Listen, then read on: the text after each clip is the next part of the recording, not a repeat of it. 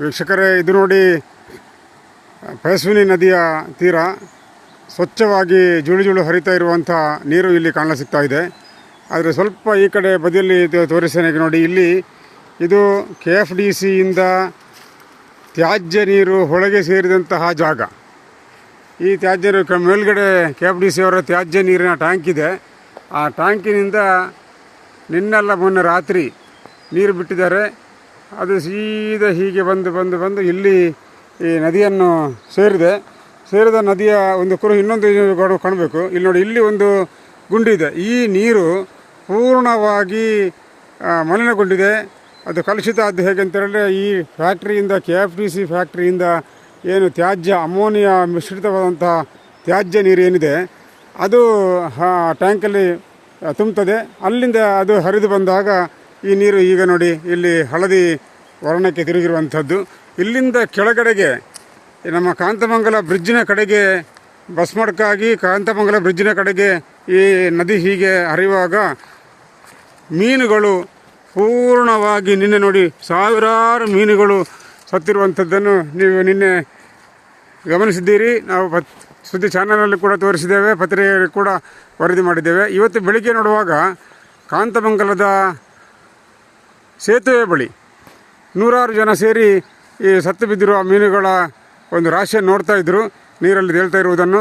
ಇದು ಇಲ್ಲಿಂದ ತೊಡಗಿ ಕೆಳಗಿನವರೆಗೆ ಪೂರ್ಣವಾಗಿದ್ದು ಬಹುಶಃ ನಮ್ಮ ಓಡಬಾಯಿ ಏನಿದೆ ಪೈಚಾರ್ನ ಹತ್ತಿರ ಅಲ್ಲಿಯವರೆಗೆ ಕೂಡ ಮೀನುಗಳು ಸತ್ತಿವೆ.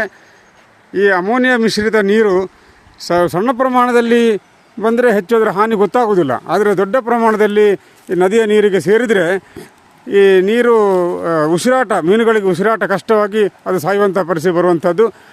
ಆದ್ದರಿಂದ ನೋಡಿ, ಈಗ ನೋಡಿ ಇದರ ಮೇಲ್ಗಡೆ ನೀರು ಎಲ್ಲಿಂದ ಎಲ್ಲಿ ಈ ಅಮೋನಿಯಾ ನೀರು ತ್ಯಾಜ್ಯ ನೀರು ಇಲ್ಲಿ ಸೇರಿದು ಅದಕ್ಕಿಂತ ಮೇಲ್ಗಡೆಯ ನೀರು ಭಾಳ ಶುದ್ಧವಾಗಿ ಹರಿದು ಬರ್ತಾ ಇದೆ. ನೋಡಿ ವೀಕ್ಷಕರೇ, ನೋಡಿ ಇಲ್ಲಿ ಅಮೋನಿಯಾ ಮಿಶ್ರಿತ ತ್ಯಾಜ್ಯ ನೀರಿಗೆ ಸೇರುವ ಜಾಗದಲ್ಲಿ ಅಲ್ಲಿ ಪಾಚಿ ಕಟ್ಟಿರುವಂಥ ನೀವು ನೋಡಬಹುದು. ನೋಡಿ ಈ ರೀತಿ ನೀರು ಹರಿದು ಬರುವಂಥದ್ದು. ನೋಡಿ ಇಲ್ಲಿ ಹೀಗೆ ನೋಡಿ ಹರಿದು ಬಹಳ ಅಸಾಧ್ಯವಾದಂತಹ ವಾಸನೆ ಕೂಡ ಇದೆ. ಇದು ಉಸಿರಾಟಕ್ಕೆ ಬಹಳ ಕಷ್ಟ ಆಗುವಂಥ ಇದು ವಾಸನೆ.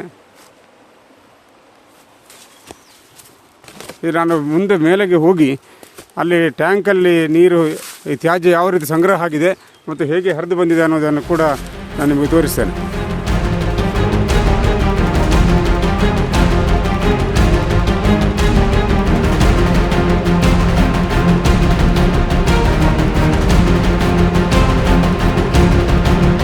ವೀಕ್ಷಕರೇ, ನಾವು ಈಗ ನಮ್ಮ ಹಿಂಬದಿಯ ಒಂದು ದೃಶ್ಯವನ್ನು ನೀವು ಗಮನಿಸಬೇಕು. ಇಲ್ಲಿ ಹಿಂಬದಿ KFDC ರಬ್ಬರ್ ಫ್ಯಾಕ್ಟ್ರಿ ಇದೆ. ಆ ರಬ್ಬರ್ ಫ್ಯಾಕ್ಟ್ರಿಯ ತ್ಯಾಜ್ಯ ಸಂಗ್ರಹವಾಗುವಂತಹ ಕೆರೆ ಇಲ್ಲಿದೆ. ಅದು ಟ್ಯಾಂಕ್ ಅಂತ ಹೇಳುವಂಥದ್ದು ಇದು ನನ್ನ ಹಿಂಬದಿ ಇದೆ. ಇದನ್ನು ಯಾಕೆ ನಾನು ಹೇಳ್ತಿದ್ದೇನೆ ಅಂದರೆ, ನಿನ್ನೆಯ ದಿನ ನಮ್ಮ ಪಯಸ್ವಿನಿ ನದಿ ಇಲ್ಲೇ ಪಕ್ಕದಲ್ಲಿ ಪಯಸ್ವಿನಿ ನದಿ ಇರುವಂಥದ್ದು. ಈ ಪಯಸ್ವಿನಿ ನದಿಯ ನೀರಲ್ಲಿ ನಿನ್ನೆ ಸಾವಿರಾರು ಮೀನುಗಳು ಸತ್ತಿರುವಂಥದ್ದು. ಒಳ್ಳೆ ಸೈಜಿನ ದೊಡ್ಡ ಸೈಜಿನ ಮೀನುಗಳು, 1 ಫೀಟ್ 1.5 ಫೀಟ್ ಉದ್ದದ ಮೀನುಗಳು ಕೂಡ ಸತ್ತಿರುವಂಥ ನಿನ್ನೆ ನಾವು ನಮ್ಮ ವರದಿಗಾರರೆಲ್ಲ ಬಂದು ವರದಿ ಮಾಡಿದ್ರು. ಪತ್ರಿಕೆಯಲ್ಲಿ ಇವತ್ತು ಬಂದಿದೆ, ನಮ್ಮ ಸುದ್ದಿ ಆನ್ಲೈನಲ್ಲಿ ಕೂಡ ಬಂದಿದೆ. ಇವತ್ತು ಬೆಳಿಗ್ಗೆ ನೋಡುವಾಗ ಕಾಂತಮಂಗಲ ಸೇತುವೆಯ ಪಕ್ಕದ ಅಡಿಭಾಗದಲ್ಲಿರುವಂಥ ಈ ನದಿಯಲ್ಲಿ ಹರಿಯುವಂಥ ನೀರಲ್ಲಿ ಕೂಡ ಮೀನುಗಳು ನೂರಾರು ಸಂಖ್ಯೆಯಲ್ಲಿ ತೇಲ್ತಾ ಹೋಗುವಂಥದ್ದನ್ನು ಕೂಡ ಜನರು ನೋಡಿ ಅಲ್ಲಿ ಜನ ಸೇರಿ ಅದನ್ನು ವೀಕ್ಷಣೆ ಮಾಡ್ತಾಯಿದ್ರು. ಇದರ ಮೂಲ ಕಾರಣ ಏನು ಅನ್ನೋಂಥನ್ನು ನೋಡುವಾಗ ಈಗ ಏನು ಇಲ್ಲಿದೆ ಈ ಟ್ಯಾಂಕ್ ಏನಿದೆ, ತ್ಯಾಜ್ಯದ ಈ ಟ್ಯಾಂಕ್ ಏನಿದೆ, ಈ ತ್ಯಾಜ್ಯ ಟ್ಯಾಂಕಲ್ಲಿ ತುಂಬುವಂಥ ತ್ಯಾಜ್ಯ ನೀರು ಈ ಅಮೋನಿಯಾ ಮಿಶ್ರಿತವಾಗಿರುವಂಥದ್ದು. ಇದು ರಬ್ಬರನ್ನು ಗಟ್ಟಿಗೊಳಿಸುವಂಥ ಅಮೋನಿಯಾವನ್ನು ಪಾಸ್ ಮಾಡಿ ಅದರ ತ್ಯಾಜ್ಯವನ್ನು ಇಲ್ಲಿ ಶೇಖರಣೆ ಮಾಡುವಂಥದ್ದು. ಈ ತ್ಯಾಜ್ಯ ಇಲ್ಲಿ ಅಲ್ಲೊಂದು ಅದರ ಒಂದು ಅಡಿಭಾಗದಿಂದ ಹರಿದು ಹೋಗುವಂಥ ಒಂದು ಕೊಳವೆ. ಆ ಕೊಳವೆಯಲ್ಲಿ ಹರಿದು ಹೋಗಿ ಅದು ಇಲ್ಲೇ ಪಕ್ಕದಲ್ಲಿ ಕೇವಲ 10 ಮೀಟ್ರ್ ದೂರದಲ್ಲಿರುವಂಥ ಪಯಸ್ವಿನಿ ನದಿಯ ನೀರಿಗೆ ಸೇರ್ತದೆ. ಈ ಅಮೋನಿಯಾ ಹೆಚ್ಚು ಸೇರುವುದರಿಂದಾಗಿ ನೀರಲ್ಲಿರುವಂಥ ಮೀನುಗಳಿಗೆ ಉಸಿರಾಟ ಮಾಡೋದು ಕಷ್ಟ ಆಗಿ ಅದು ಉಸಿರುಗಟ್ಟಿ ಸಾಯುವಂಥದ್ದು. ನಿನ್ನೆ ದಿವಸ ತುಂಬ ಪ್ರಮಾಣ ಆಗಾಗ ಬಿಡ್ತಾರೆ ಅನ್ನುವಂಥದ್ದು ಇದೆ. ನಿನ್ನೆ ದಿವಸ ಹೆಚ್ಚಿನ ಪ್ರಮಾಣದಲ್ಲಿ ಇಲ್ಲಿ ಮೊನ್ನೆ ರಾತ್ರಿ, ನಿನ್ನೆ ಬೆಳಿಗ್ಗೆ ಆಗುವಾಗ ಇದು ಘಟನೆ ಗೊತ್ತಾದಂಥದ್ದು.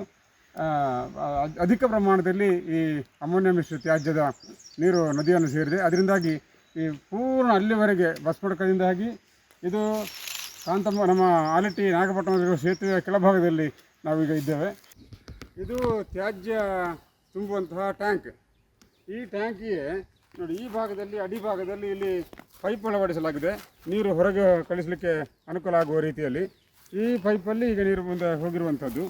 ಇದು ನೋಡಿ, ಈಗ ನಾನು ಒಂದು ನಿಮಿಷ ಈ ಕಡೆ ತಿರುಗಿಸಿ ಕ್ಯಾಮರಾವನ್ನು. ಈಗ ಇಲ್ಲಿ ನೋಡಿ, ಇಲ್ಲಿ ಮೇಲ್ಗಡೆಯಿಂದ ನಾನು ಒಂದು ಕಲ್ಲನ್ನು ಬಿಸಾಡ್ತೇನೆ. ಆದರೆ ನೋಡಿ, ಈಗ ಅದು ಸ್ವಲ್ಪ ಮೇಲ್ಗಡೆ ಕಟ್ಟಿದೆ, ಅದರ ಅಡಿಭಾಗದಲ್ಲಿ ನೀರಿದೆ. ಮೇಲ್ಗಡೆದು ಮತ್ತು ಅಮೋನಿಯಂ ಮಿಶ್ರಿತ ಆಗಿರೋದು ಮೇಲಿದ್ದು ಗಟ್ಟಿ ಆಗ್ತಾ ಬರ್ತದೆ. ಅಡಿಭಾಗದಿಂದ ನೀರು ಈ ರೀತಿ ಹರಿದು ನೋಡಿ, ಇಲ್ಲಿ ಪೈಪ್ಗಳನ್ನು ಅಳವಡಿಸಲಾಗಿದೆ. ಈ ಪೈಪ್ನ ಮೂಲಕ ಹೀಗೆ ಹೋಗಿ ಅಲ್ಲಿಂದ ಹೋಗಿ ಈಗ ನದಿಗೆ ಸೇರಿರುವಂಥದ್ದು. ಈಗ ಇಲ್ಲಿ ಸ್ವಲ್ಪ ಒಡೆದು ಹೋಗಿದೆ ಅನ್ನುವಂಥ ಮಾಹಿತಿ ಕೂಡ ಇತ್ತು. ಆ ಒಡೆದು ಹೋಗಿರೋದಕ್ಕೆ ಇಲ್ಲಿ ಸ್ವಲ್ಪ ಸಿಮೆಂಟ್ ಹಾಕಿ ಅದನ್ನು ಮುಚ್ಚಿದ್ದಾರೆ ಅನ್ನುವಂಥ ಮಾಹಿತಿ ಕೂಡ ಇದೆ. ಇದು ನೋಡಿ, KFDC ಫ್ಯಾಕ್ಟ್ರಿಯಿಂದ ಈ ತ್ಯಾಜ್ಯ ಹರಿದು ಬರುವಂತಹ ಒಂದು ಕಾಲುವೆ ನೋಡಿ. ಇಲ್ಲಿ ಅದು ಟ್ಯಾಂಕಿಗೆ ಸೇರಿತು. ಸೇರಿ ನೋಡಿ, ಈ ಪೈಪ್ ನೋಡಿ, ಇಲ್ಲಿ ಪೈಪ್ಗಳು ಅದರ ಮೇಲ್ಗಡೆ ರಸ್ತೆ ಹಾದು ಹೋಗ್ತದೆ. ಈ ಪೈಪ್ನ ಮೂಲಕ ಈಗ ಹಾದು ಬಂದು ನೋಡಿ, ಇಲ್ಲಿ ನೋಡಿ, ಇಲ್ಲಿಂದ ಅದು ಹೊರಟು ಹೀಗೆ ಬಂದು ಅಲ್ಲಿಂದ ಬಂದು ಆ ಟ್ಯಾಂಕಿಗೆ ಸೇರ್ತದೆ. ನಿನ್ನೆ ಮಧ್ಯಾಹ್ನದಿಂದ ಕೈಸು ನದಿಯಲ್ಲಿ ಸಾವಿರಾರು ಮೀನು ಸತ್ತು. ಇಲ್ಲಿ ನೀರು ನಮ್ಮ ಈ ಫ್ಯಾಕ್ಟ್ರಿಯ ತ್ಯಾಜ್ಯ ಅಲ್ಲಿ ನದಿಗೆ ಸೇರುವಲ್ಲಿಂದ ಕೆಳಗಡೆಗೆ ಬಸವಡ್ಕ ಕಾಂತಮಂಗಲವರೆಗೆ ಕೂಡ ಇವತ್ತು ಬೆಳೆಯೂ ಕೂಡ ಅಲ್ಲಿ ಮೀನುಗಳು ಸೇರ್ತವೆ. ಇದಕ್ಕೆ ಕಾರಣ ಇಲ್ಲಿಂದ ಈ ತ್ಯಾಜ್ಯ ಸೇರುವಂಥದ್ದು ಅಂತೇಳಿ ನಮಗೆ ಗೊತ್ತಾಯಿತು. ನಾವು ಕೂಡ ಬಂದು ನೋಡಿದ್ವಿ ಎಲ್ಲ ಕಡೆ ಸೇರುವಂಥ ಕಂಡಿದ್ವಿ. ಇದಕ್ಕೆ ಏನು ಕಾರಣ, ಇದು ಯಾವ ಕಾರಣಕ್ಕೆ ಹೀಗಾಯಿತು, ಯಾಕೆ ನದಿಗೆ ಬಿಟ್ಟಿದೆ? ನದಿಗೆ ನಾವು ಬಿಟ್ಟದಲ್ಲ ಸರ್. ಅಂದರೆ ನೆನ್ನೆ ಸಂಡೆ ಅದರಲ್ಲಿ ವರ್ಕ್ ಆಗ್ತಿರೋದ್ರಲ್ಲಿ ಖಾಲಿ ವಾಚ್ಮನ್ ಒಬ್ಬ ಇರ್ತಾರೆ. ಒಬ್ಬ ಯಾವುದನ್ನೆಲ್ಲ ನೋಡ್ಕೊಳ್ಳೋದು ಅಂದರೆ 12 ಗಂಟೆವರೆಗೆ ಇಲ್ಲಿ ಆಚೆ ಸ್ನಾನಕ್ಕೆಲ್ಲ ಹೋಗ್ತಾ ಇರ್ತಾರೆ. ಮಧ್ಯಾಹ್ನ 12 ಗಂಟೆವರೆಗೆ ಅವ್ರ ಹತ್ರ ನಾವು ಕೇಳುವಾಗ ಆ್ಯಕ್ಚುಲಿ ಅದರಲ್ಲಿದ್ದ ಒಂದು ನೀರು ಒಂದು 5,000 ನೀರು ಇರ್ಬೋದು. ಅಂದರೆ ಇಲ್ಲಿ ಪ್ಯೂರಿಫೈ ಆಗಿ ಹೋದಲ್ಲ, 5,000 ನೀರು ಇರ್ಬೋದು ಅಂತ ಹೇಳಿದರು. 5,000 ಲೀಟ್ರ್ ನೀರು ಇರ್ತದೆ. ಇದು ಯಾರೋ ಬಂದು ನಮ್ಮ ಹೆಸರು ಹೇಳಬೇಕಂತ ಹೇಳ್ಬಿಟ್ಟು ಕಬ್ಬಿಣ ಸಲಕೆಯಿಂದ ಹೋಲ್ಸ್ ಮಾಡಿದ ಕೂಡ ಮತ್ತೆ ನೀರದು ಹೋಗುದೆ. ಅಂದರೆ ಹರಿದು ಹೋಗಲಿಕ್ಕೆ ಪೈಪುಗಳು ಅಳವಡಿಸಿದೆ. ಅದು ಮೇಲೆ ಪ್ಲಾಂಟೇಶನಿಂದ ಬರಲಿಕ್ಕೆ ನೀರು. ಅಂದರೆ ಇದು ಟ್ಯಾಂಕ್ ಅಲ್ಲ, ಪೈಪ್ 2 ಫೀಟ್ ಇದು ಪೈಪ್ ಉಂಟಲ್ಲ, ಅಂದರೆ ಪ್ಲಾಂಟೇಶನ್ ನೀರು ಹೋಗ್ಲಿಕ್ಕೆ ಅದು ಕೆಳಗಡೆ ಹೋಗ್ತದೆ. ಅದು ಆ ಪೈಪನ್ನು ನೋಡಿಕೊಂಡು ಅಲ್ಲಿಗೆ ಸಬ್ಬಲ ಸಿಗುತ್ತೆ. ಮಳೆಗಾಲದಲ್ಲಿ ಮಾತ್ರ ನೀರೇನಾಗುತ್ತೆ, ಓವರ್ಫ್ಲೋ ಆಗಿ ಹೋಗುತ್ತೆ. ಆವಾಗ ಆಲ್ಕಲಿ ಇರುವುದಿಲ್ಲ, ಅನ್ಯೂಟ್ರಲ್ ಆಗಿ ಇರುತ್ತೆ. ಇವಾಗಲೂ ನಾವು ನ್ಯೂಟ್ರಲ್ ಮಾಡಿರ್ತೇವೆ ನೋಡಿ. ಇದು ಆ್ಯಕ್ಚುಲಿ ಪ್ಲಾಂಟ್ ಯಾವುದೂ ಸರಿ ಇರಲಿಲ್ಲ. ನಾನು ಬಂದ ಮೇಲೆ ಎಲ್ಲ ಸ್ಯಾಂಕ್ಷನ್ ಎಲ್ಲ ತಗೊಂಡು ಎಲ್ಲ ಮಾಡಿ ಪ್ಲಾಂಟ್ ವರ್ಕ್ ಆಗ್ತಾ ಉಂಟು, ಪರ್ಮಿಷನ್. ಇಲ್ಲಾಂದರೆ ಕಷ್ಟ ಇತ್ತು, ಫ್ಯಾಕ್ಟ್ರಿ ಬಂದ್ ಮಾಡುವಂಥ ಸ್ಥಿತಿ ಇತ್ತು. ಇದು ಯಾರೋ ದುಷ್ಕರ್ಮಿ ನಮಗೆ ಬೇಕು ಅಂದರೆ ಮಾಡಿದ್ವಿ. ನಾವು ನನಗೆ 1:30ಗೆ ನಾನು ಊಟ ಮಾಡ್ತಿದ್ದೆ. ಆವಾಗ ಫೋನ್ ಮಾಡಿದರು ನಮ್ಮ ಸ್ಟಾಫ್ ಒಬ್ಬರು, ಹೀಗೆ ನೀರು ಹೋಗ್ತಾ ಉಂಟು ಸರ್, ಎಂತ ನಮ್ಗೆ ಗೊತ್ತಾಗಲ್ಲ. ಒಬ್ಬರು ಆರಂಭ ಆಗಿದೆ, ಗೊತ್ತಿಲ್ಲ ಅದಂತ, ಅದನ್ನು ಹೇಳಿಲ್ಲ. ಮತ್ತೆ ವಾಪಸ್ ನಾನಿಲ್ಲಿ ಬಂದು ಇದನ್ನೆಲ್ಲ ನೋಡಿಯಾಗ ಇದ್ದ ನೀರು ಖಾಲಿಯಾಗಿರ್ತದೆ. ನಾವು ಇಂಥ 2-3 ಜನ ವರ್ಕರ್ ಕರೆದೇ ಬಂದ್ ಮಾಡಿ ನೋಡುವಾಗ ಅಲ್ಲಿ ಸಬ್ಬಲ್ ಹಾಕಿದ್ರೆ ಇಷ್ಟು ಚಿಕ್ಕ ಹೊಟ್ಟೆ ಬೇಕಿದ್ರೆ ಸಬ್ಬಲೇ ಆಗಬೇಕಿತ್ತು. ಬೇರೆ ಅದು ಕೊಟ್ಟು ಬಿಟ್ಟು ಬೇರೆ ಯಾವುದೋ ಇಲ್ಲ ಜರ್ದು ಹೋಗಿದ್ರೆ ಇಷ್ಟು ಜರ್ದು ಹೋಗ್ಬೇಕು. ಇನ್ನೊಬ್ರು ಬಂದು ಯಾರು ಮಾಡ್ತಾರೆ ಗೊತ್ತಿಲ್ಲ. ಇಲ್ಲಿ ಎಲ್ಲ ಕೇಳಿ ಇರ್ತಾರೆಲ್ಲ ಹೇಳಿದ್ದಾರೆ, ಇಂಥದ್ದೇ ಮಾಡುವಂಥದ್ದು ಇರೋದು, ಯಾವುದೇ ಸರಿ. ಇದೀಗ ರನ್ ಆಗ್ತಾ ಇದ್ರೆ ಬಂದು ಸುಮ್ಮನೆ ಆಫ್ ಮಾಡೋದು. ಕೆಲವು ಆಫ್ ಮಾಡಿದರೆ ಇದು ವರ್ಕ್ ಆಗೋದಿಲ್ಲ ಅಲ್ಲ, ಸ್ಮೆಲ್ ಬರಲಿಕ್ಕೆ ಸ್ಟಾರ್ಟ್ ಆಗುತ್ತೆ. ಇದು ಕಂಟಿನ್ಯೂ 24 hours ವರ್ಕ್ ಮಾಡಿದರೆ ಮಾತ್ರ ಕ್ಲಿಯರ್ ಆಗಿ ಸೆಟ್ಟಾಗಿ ಹೋಗ್ತಾ ಇರ್ತದೆ. ಇದು ನಮಗೆ ಒಂದೇ ಬೇಜಾರು ಅಂತೇಳಿ, ಅದು ಯಾರು ಹಾಕಿದ್ರೆ ನಾವು ಅದರ ಬಗ್ಗೆ ಪರಿಶೀಲನೆ ಮಾಡ್ತೇವೆ, ನೋಡ್ತೇವೆ, ಕ್ರಮ ಕೈಗೊಳ್ತೇವೆ. ಈಗ ನನಗೆ ಗೊತ್ತಿದ್ದ ಹಾಗೆ ಹಿಂದೆ ಕೆಲವು ವರ್ಷಗಳ ಹಿಂದೆ ಇದು ಒಬ್ಬರು ಸುರೇಶ್ ಅಂತ ಹೇಳಿ ಮ್ಯಾನೇಜರ್ ಆಗಿ 1930 ಆಗ ಇದೇ ರೀತಿ ನದಿಗೆ ಹೋಗಿ ಇದೆಲ್ಲ ನೀರು ಟ್ಯಾಂಕ್ ಹೊಡೆದಿತ್ತು. ಆಗ ಭಾರಿ ಸಮಸ್ಯೆ ಆಗಿದೆ. ಆಗ ಇವರು ಭಾಳಷ್ಟು ಕೊಟ್ಟರು ಮಂಡಲರಾಗಿದ್ದರು. ಹೌದು, ಆ ಟೈಮಲ್ಲಿ ಆಗ ನಾವು ವರದಿ ಮಾಡಿದ್ವಿ. ಆನಂತರ ಕೂಡ ಕೆಲವು ಘಟನೆಗಳು ಮಾಡ್ತಾ ಇರುವಂಥದ್ದು ನಿಮಗೆ ಗೊತ್ತಿದೆ.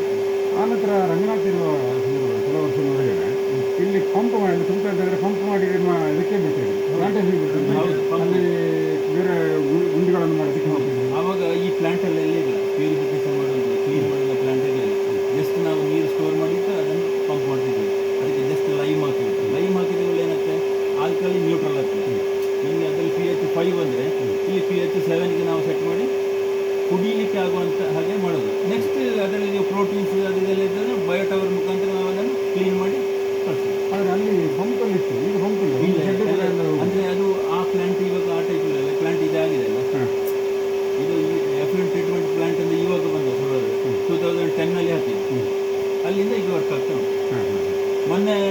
1 ಇಯರ್ ನಿಂತಿತ್ತು, ಇದು ಕಂಪ್ಲೀಟ್ ಖರಾಬ್ ಆಗಿ ನಿಂತಿತ್ತು. ನಾನು ಬೆಳೆಯೆಲ್ಲ ಫ್ಯಾಕ್ಟ್ರಿನ ಟ್ರಾನ್ಸ್ಫರ್ ಮಾಡಿದ್ದು. 1 ವರ್ಷ ಇಲ್ಲಿ ಏನಿರಲಿಲ್ಲ. ನಾನು ವಾಪಸ್ ನಾನು ಟ್ರಾನ್ಸ್ಫರ್ ಕೇಳ್ಕೊಂಡು ಇಲ್ಲಿ ಬಂದೆ. ಅಂದರೆ ಹೇಳಿದರು ಇಲ್ಲಿ ಕಂಪ್ಲೇಂಟ್ ಉಂಟು, ಈ ಟಿಕ್ಲೆಲ್ಲ ಇಲ್ಲ. ಆಗ ನೀವು ಈಗ ಯಾವ ಸಂಘದಲ್ಲಿ ಅದೇ ಸಂಘ ಬೇರೆಯವರು ನೋಡಿ ಪಂಪಲ್ಲಿ ಅದು ಪಂಪ್ ಇಲ್ಲ, ಪಂಪ್ ಇಲ್ಲ, ಈಗ ಮಾಡಲಿಲ್ಲ. ಅಂದರೆ ಇದು ಪ್ಯೂರಿಫೈ ಆಗಿ ಹೋಗೋದಲ್ಲ, ಅಲ್ಲೇ ಇರ್ತಿತ್ತು, ಅಲ್ಲೇ ಸ್ಟೋರ್ ಆಗಿ ಅಲ್ಲೇ ಇರ್ತಿತ್ತು. ಈ ಸಬ್ಬಲಕ್ಕೆ ಎಂತ ಮಾಡೋದು, ನನಗೆ ಅದೇ ತಲೆಬಿಸಿ. ಅದು ಹಿಂದೆ ಮುಂದಕ್ಕೆ ಯಾರು ಹಾಗೆ ಮಾಡಬಾರಂತಿಲ್ಲ. ಅದಕ್ಕೆ CC ಹಾಕುವ ಅಂತ ಗೊತ್ತಾಗ್ತದೆ, ಯಾರು ಮಾಡಿದ್ರು ಅಂತ ಗೊತ್ತಾಗ್ತದೆ. ಹಾಂ ಸರ್, ನಾನು ಅಲ್ಲಿಂದ ಕೂಡ ನೀವು ನೀರು ಮೇಲೆ ಕಡೆಗೆ ಪಂಪ್ ಮಾಡುವಂಥ ಕೆಲಸ ಮಾಡ್ತಾ ಇದ್ದೀರಾ, ಇನ್ನೂ ಕೂಡ ಮಾಡಿದರೆ ಆ ಸಮಸ್ಯೆ ಇರುವುದು.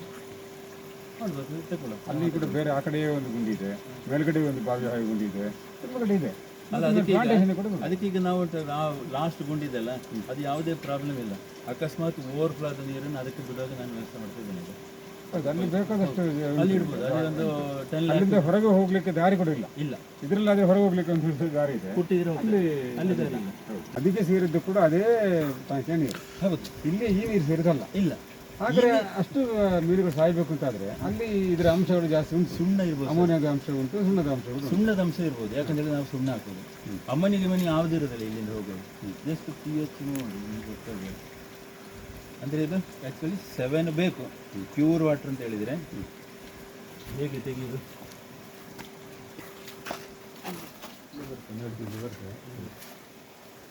ಪ್ಯೂರ್ ವಾಟರ್ 7 ಇದೆ. ಹಾಂ,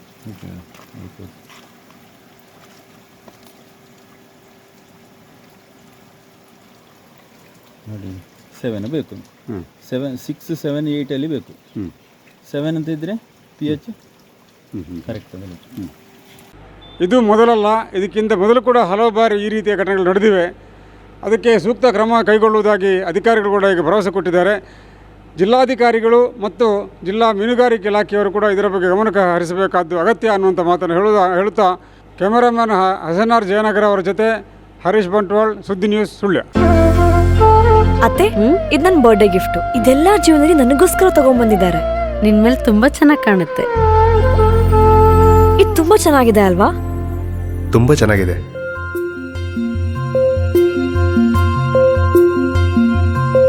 It will look really good on you. Amma? Huh? Mother is always son's first love.